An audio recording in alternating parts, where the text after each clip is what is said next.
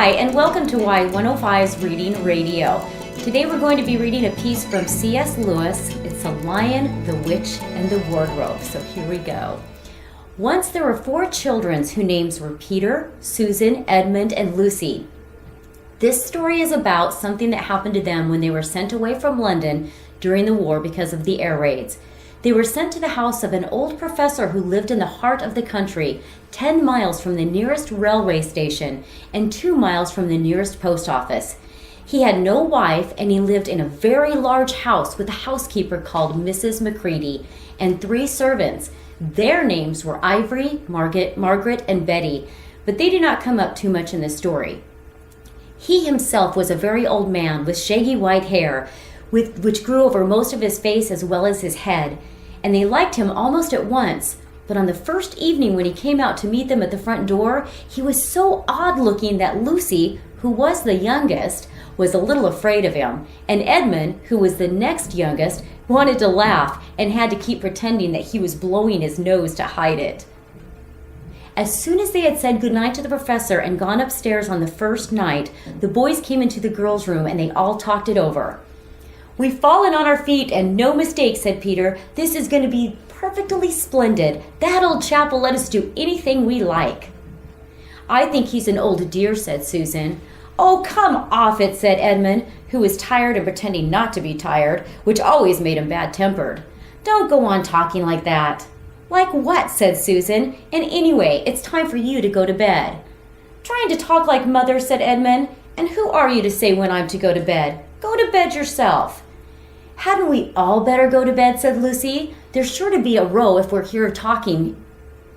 "No, there won't," said Peter. "I tell you, this sort of house where no one's going to mind what we do. Anyway, they won't hear us. It's about 10 minutes walk from here down to that dining room, and any amount of stairs and passages in between." "What's that noise?" said Lucy suddenly. It was a far larger house than she had even been in before, and the thought of all those long passages and rows of doors leading into empty rooms was beginning to make her feel a little creepy. "It's only a bird, silly," said Edmund. "It's an owl," said Peter. "This is going to be a wonderful place for birds. I shall go to bed now. I say let's go and explore tomorrow. You might find anything in a place like this. Did you see those mountains as we came along? And the woods? There might be eagles. There might be stags. There'll be hawks." "Badgers," said Lucy. "Foxes," said Edmund. "Rabbits," said Susan. But when the next morning came, there was a steady rain falling, so thick that when you looked out the window, you could see neither the mountains nor the woods, or even the stream in the garden. "Of course it would be raining," said Edmund. They had just finished their breakfast with the professor and were upstairs in the room he had set apart for them, a long, low room with 2 windows looking out it in one direction and 2 in another. "Do stop grumbling, Ed," said Susan. 10 to 1 it'll clear up in an hour or so. And in the meantime, we're pretty well off. There's a wireless and lots of books."